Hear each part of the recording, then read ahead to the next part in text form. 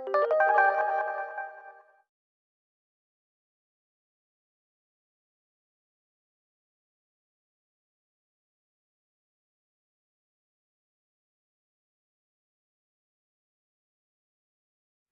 I'm honored and humbled to be here in the presence of all these people who are so much more expert on these things.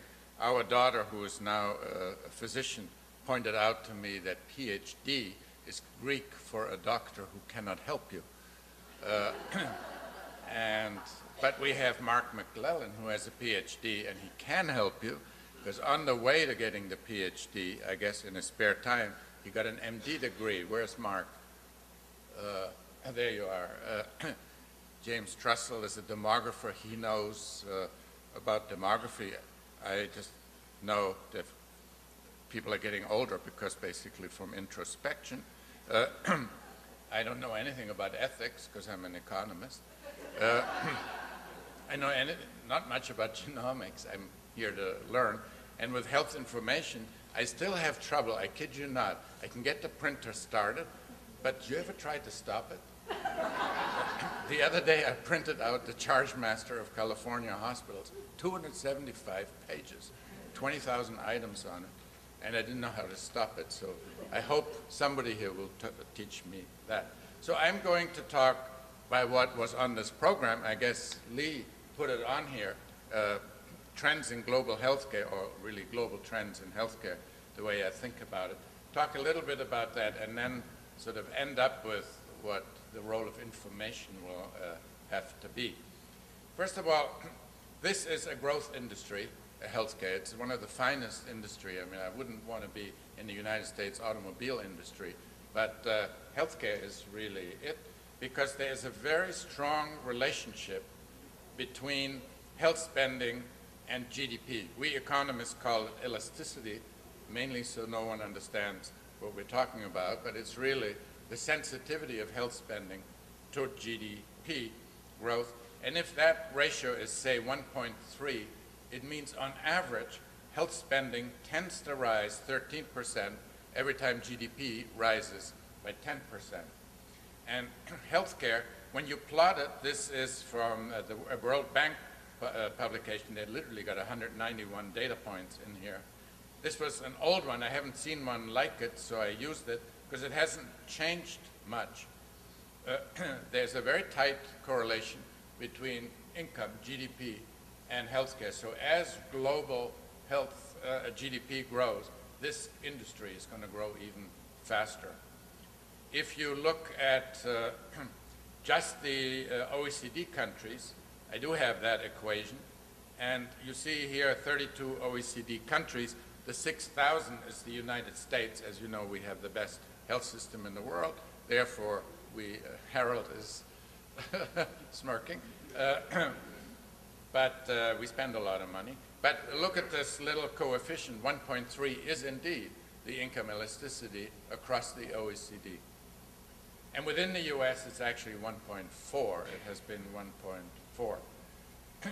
Now, of course, if you look globally, this again is from an older publication, and I've not seen it put together this nicely.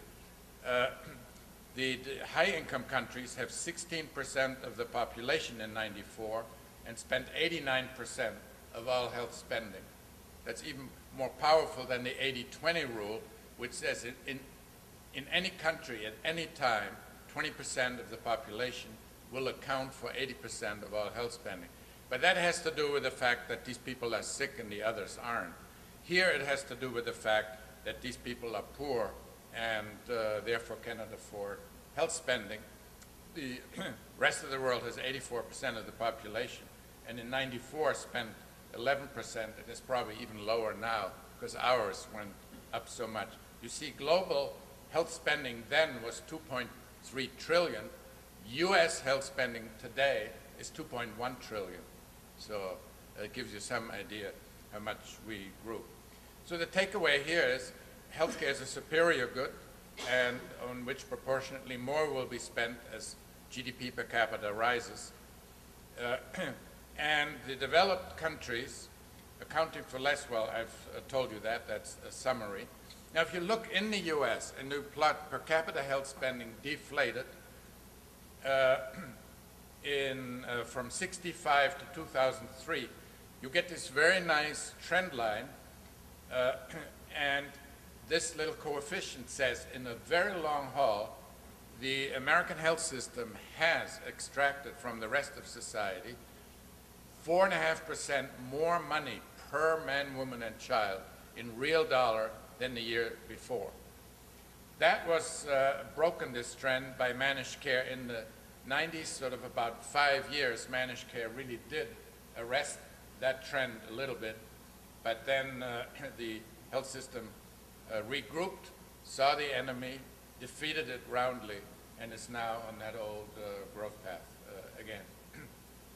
If you extrapolate that, I went here to the year 2100. Now, you may say that's just ridiculous. Why would an egghead do this? Well, for one, it's easy. Once you have the equation in there, you just push the button and you go.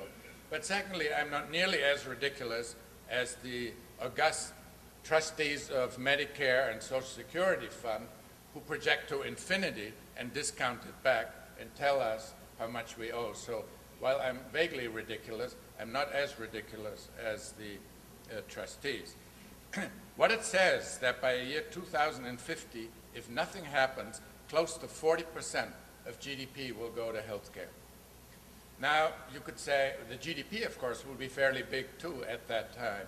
And the question is, would we ever do it? And we might, if in return the health system says we're going to get rid of Alzheimer's, cancer, and we make a Viagra pill that lasts 50 years, which of course we would then need.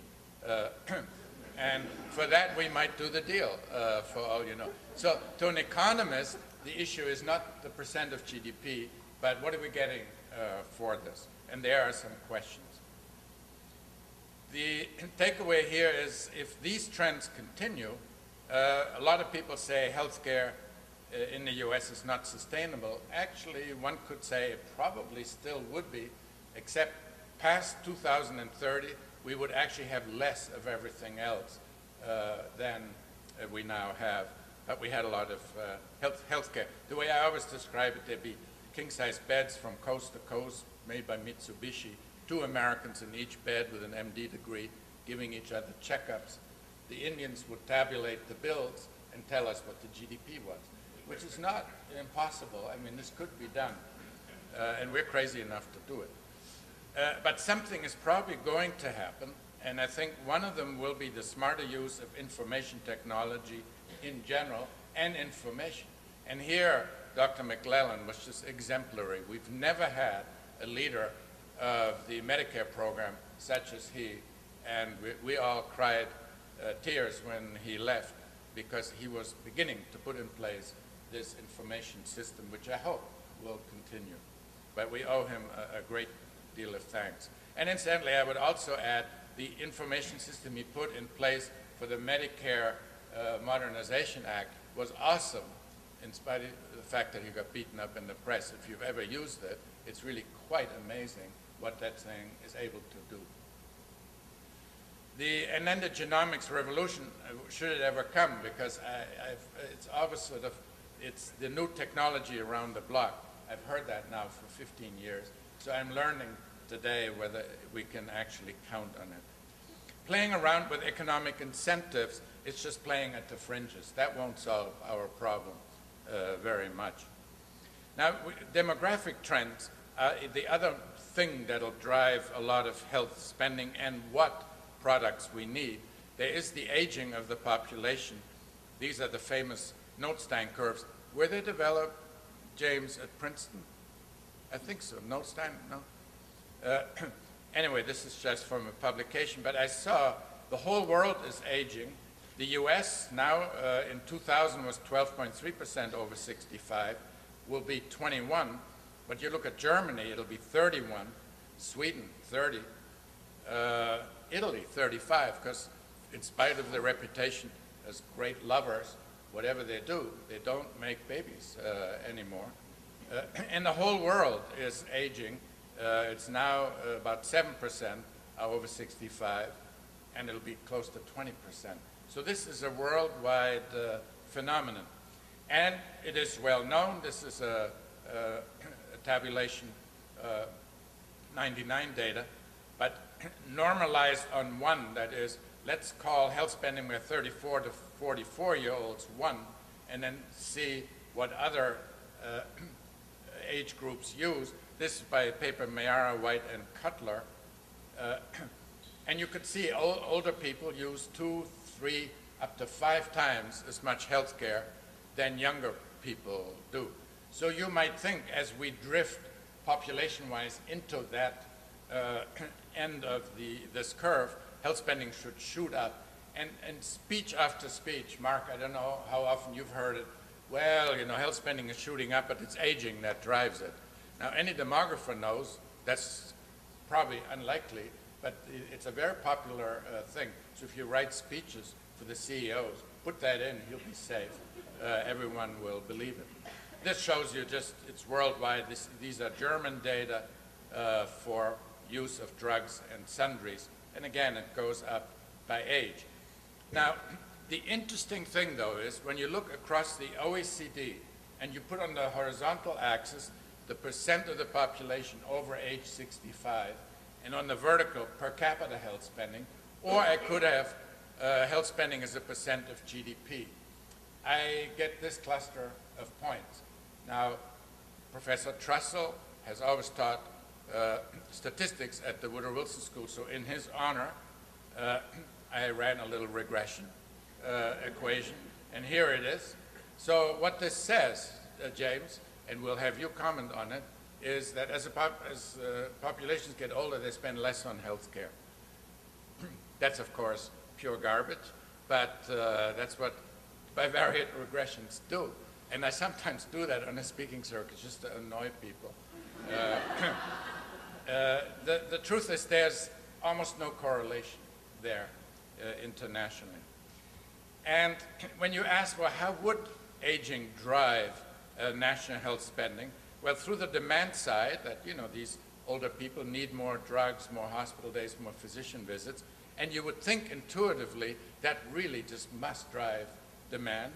And then there's the supply side. So if you look at the demand side, I recently had a paper in Health Affairs concluding, although it's not a trivial matter, population aging is nowhere near the strongest driver of the demand for health care in the United States or globally. It's really income that drives it.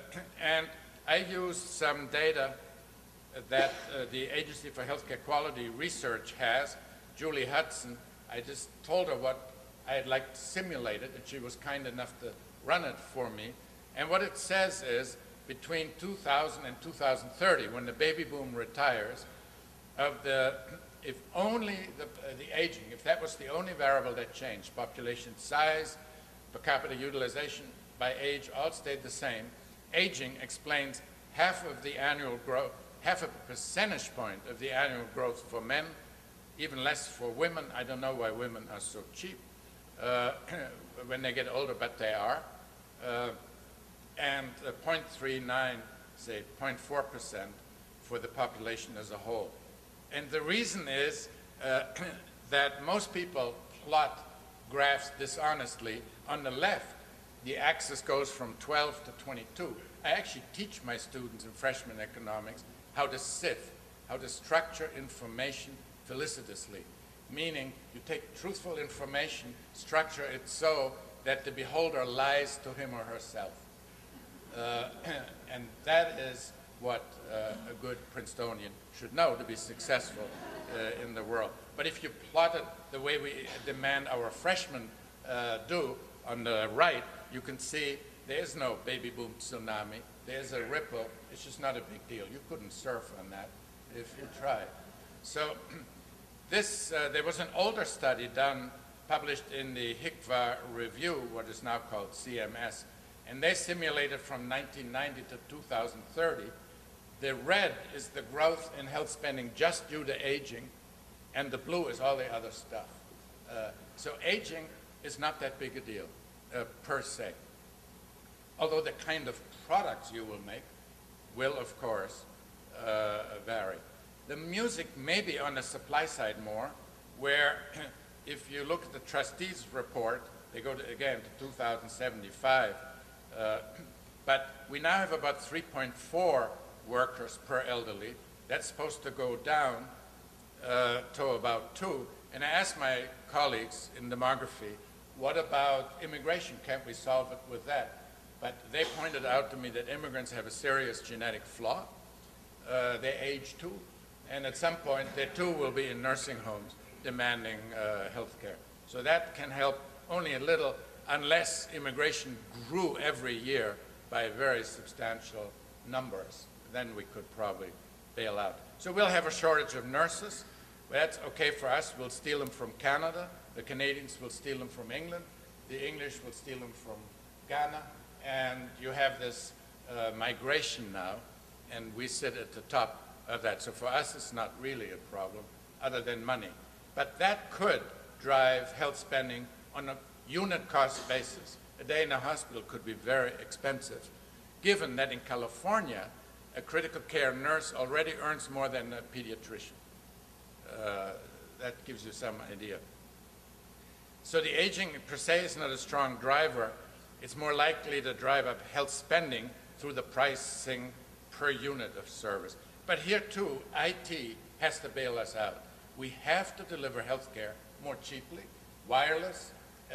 I've seen technology now where people can just have a wristwatch on or just put their hand in a glove, elderly people at home, and somebody will monitor them. Medtronic already makes a device, I think Guidant too, that defibrillator that sends, right? They send out messages. So I think IT will solve some of the labor problem here. There is morbidity, and there you have a mixed message. Our colleague Burton Singer and somebody at Duke, I forget, showed that disability is actually declining by close to a percentage point every year. So there we have good news, but obesity and chronic disease associated and driven by obesity is becoming a problem which we sort of understand. 125 million Americans have one or more chronic conditions. Half of health spending is now actually due to chronic conditions in the US. And what, in general, almost everyone says, we're not doing that as efficiently as we could, chronic care. That's where the music is. And that's, again, IT has to help us solve this problem. There is on the CDC website, I didn't download them because there's so many slides, but they have a slideshow where every 2 years they show you obesity in the US, and you can click and it gets browner and browner and browner, and brown means more obese. But this is worldwide. We're just the heaviest, but you know, the French, everyone, even in China, people are now becoming obese. So that is now the map in 2005, particularly in the South, a lot of obesity that leads to diabetes and the attendant diseases. This is Ken Thorpe at Emory had this nice slide saying that severely obese people have a lot more multiple chronic conditions than people who are only obese. And of course, if you had people who are not obese, far fewer chronic conditions that are driven, and everyone pretty much knows that. So that is a trend that I believe will drive costs, and in a way it's extremely annoying because it should be completely avoidable. You cannot blame that on genetics because, you know, you can't, genetics doesn't drive these maps that I showed you. There is, in addition, a quest for global accountability where the people who pay for health care want to know. I think one of my fellow panelists will be from J&J Human Resources, who buys health care, actually, want some accountability. I give you some New Jersey numbers. These come from Jack Wenberg, and I asked him to run this for me. This is the inpatient cost per decedent Medicare in the last 2 years of life, the ratio of the New Jersey hospitals to average in the US. And you see St. Michael's, 3 times as much per decedent did Medicare spend than the average for the US. Atlantic Medical Center in the same state, only 1.1. And he breaks it down in hospital days and reimbursement per day. And if you relate that to the CMS Technical Quality Score, Mark, did you develop that? I think that was too, just based on some. Based on, yeah. When you plot it, find me a correlation. I dare not even draw a trend line through this one, or Professor Trussell will give me an F. But there seems to be no correlation. And so I think, see, the traditional model of healthcare was that the doctor and patient decide to do something. There was an outcome. Someone got billed. They paid it without question. And no one ever doubted that their doctor was the best in the world. So why even worry about outcome? That's the old 20th century model. We'll have that in New Jersey another 10 years. But California is already far removed from that. They're moving more into this model. Doctor and patient still do decide on a plan of action, but they're monitored. They have guidelines on what they should do. Outcomes are monitored, fed back to the doctors, fed back ultimately to consumers. Used to be called patients, call them consumers now.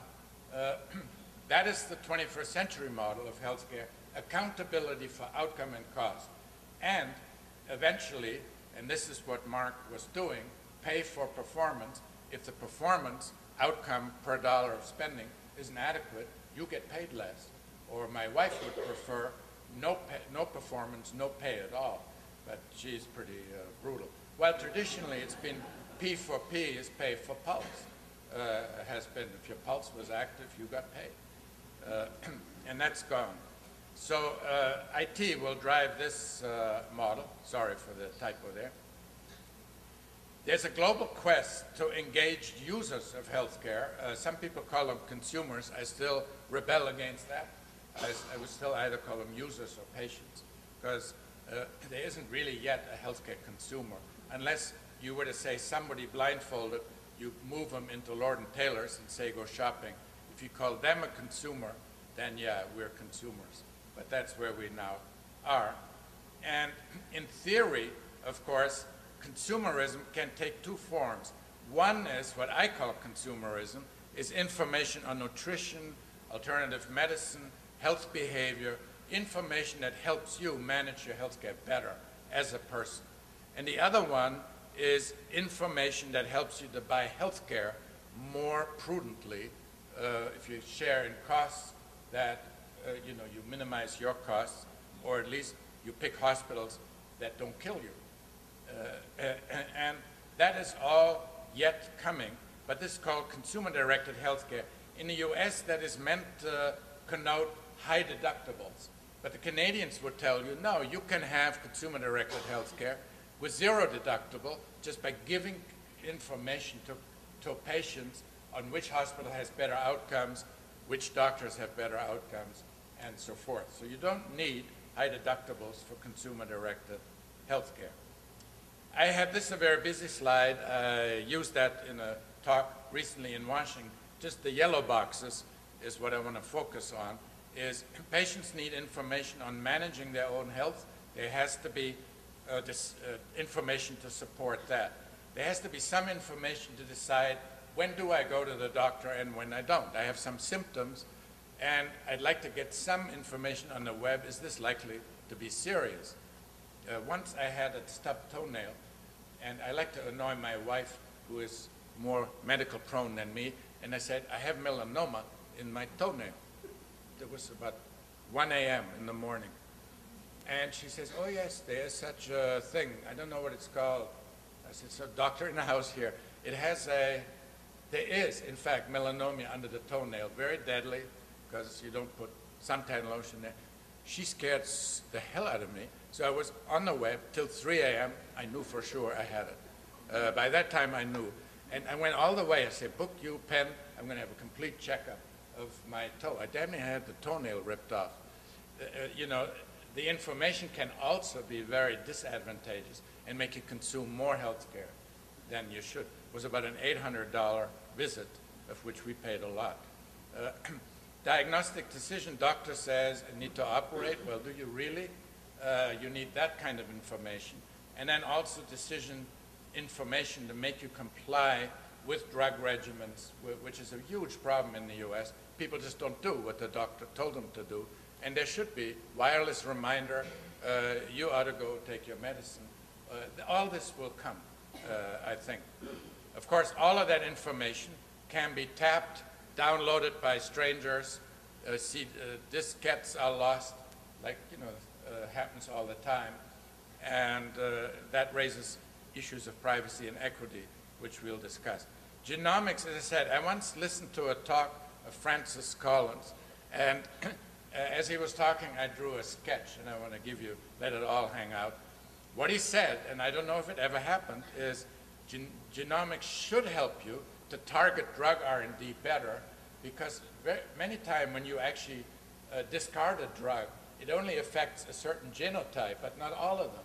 Some patients benefit and others get killed.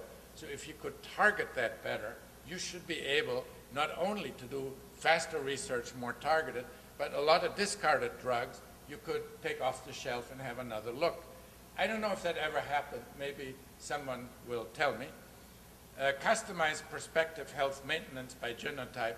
Now that is, I'm a trustee of Duke University, incidentally. I'm missing the board meeting over this, which we have weighty issues, lacrosse and stuff like that. So I regret, but this was more important. We do this at Duke, where you have a 5-year health plan worked out with patients and a 1-year plan. We do, of course, it's preventive care. You can treat diseases, target much better your diagnosis and the treatment, and all of this we'll hear about: gene therapy, customized pharmacogenomically targeted drug therapy of patients. All of that I heard in Francis Collins' talk, and I made this slide. I think, Lee, you will walk us through all this.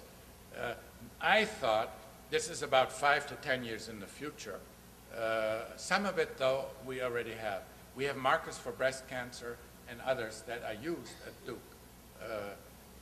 And what I hope this will do is, here's that line that I projected, and what we look for, genomics and IT, is to pull that line down, catch stuff earlier, where instead of treating sick people, you treat probabilities of getting sick of seemingly healthy people. A totally different paradigm of treating people is to get them in a healthy and make predictions about their likelihood of getting this or that cancer, and then having health plans to lower those probabilities. That is the dream. This will cost more in the short run, and I hope we have the wisdom to invest in it, because when you build aircraft, the first few aircraft are more expensive than the latter, and this will be true with genomics as well. But the idea is, this is the model. This is Ralph Snyderman's slide. He gave that to me. You intervene personal lifestyles. You modify the risks through behavior. Some people that can eat meat and others you better not. And we hope to be able to target the health plans this way. And if it's late in the stage, still do chronic disease management, which I think Mark may tell us is only now beginning, but we have a lot of hope for. And as I said, we actually, John Mack gave us $50 million, and his wife actually, Christy, gave us $50 million to build a building. To actually have it, it's there. We are actually doing this now, enrolling people. But Mark wouldn't pay for it, so we have to figure out. Our insurance model is not set up to do this, because why would Aetna pay for this when the payoff comes to Humana 10 years later? Ideally, you would like to have life cycle insurance so that somebody has an interest in paying for this early to avoid illness later, as we do in prenatal care for HMOs. Medicaid HMOs give first-rate prenatal care because the payoff is 9 months, and you have the payoff. This is the model. I don't want to walk you through, but I'm just telling you it is there, and at the core of it is actually genetic markers, which we are hoping to develop more and more. And Lee, maybe you guys can help us with that. J&J, incidentally, is a partner in this with us on this model. So naturally, this model raises all the technical and ethical issues that we will explore at this forum. So let me end on this point and turn it over to the experts.